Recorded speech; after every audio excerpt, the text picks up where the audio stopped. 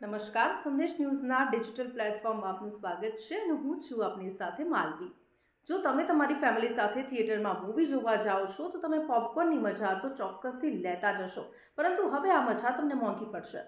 વાસ્તવમાં રાજસ્થાનના જેસલમેરમાં મળેલી 55મી જીએસટી કાઉન્સિલની બેઠકમાં પોપકોર્ન પર ટેક્સને લઈને મોટો નિર્ણય લેવામાં આવ્યો છે. કાઉન્સિલે સ્વાદ અનુસાર જીએસટીના વિવિધ સ્લેબમાં પોપકોર્નનો સમાવેશ કર્યો છે, એટલે કે હવે તમારે તેને ખરીદવા માટે વધુ પૈસા ખર્ચવા પડશે. આ નિર્ણયમાં પોપકોર્ન પરના નવા ટેક્સ દરોનો પણ સમાવેશ થાય છે.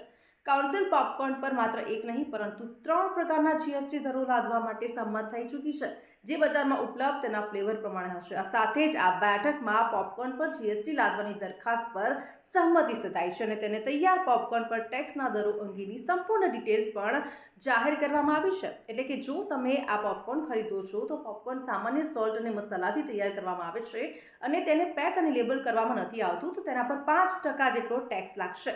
તો બીજી તરફ જો મીઠું અને મસાલા સાથેના સમાન પોપકોર્ન જે હોય છે અને પેકેજ અને લેબલ લગાવીને વેચવામાં આવે છે તો તેના પર ટેક્સનો દર 5%ને બદલે 12% સુધી વધી જશે.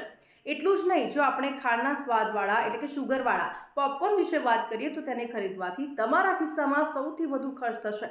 કેરેમલ જેવી શુગરમાંથી તૈયાર કરાયેલા પોપકોર્નને શુગર કન્ફેક્શનરીની શ્રેણીમાં સામેલ કરવામાં આવશે. તેના પર 18%ના દરે જીએસટી વસૂલવામાં આવશે. એટલે કે હવે પોપકોર્ન પર જીએસટી 5, 12 અને 18% વસૂલવામાં આવશે. દેશમાં પોપકોર્ન પર 3 પ્રકારના ટેક્સ લાગશે. ખિસ્સુ સ્વાદ પ્રમાણે કાપવામાં આવશે. એટલે કે હવે પોપકોર્ન ખાવાનું આપણા માટે મોંઘું થઈ ચૂક્યું છે. હવે સ્વાદ પ્રમાણે જીએસટી ચૂકવવો પડશે. તો આવા જ અપડેટેડ વિડીયોઝ જોવા માટે સંદેશ ન્યૂઝના ડિજિટલ પ્લેટફોર્મ સાથે જોડાયેલા રહો.